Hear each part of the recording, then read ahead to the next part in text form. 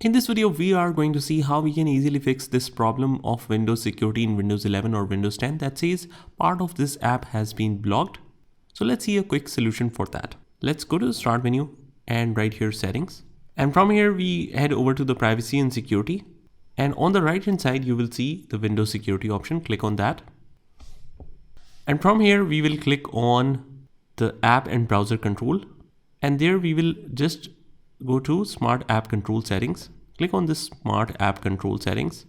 And if it is set to on, what we'll do is just turn it off like this. Just toggle that off. Click yes.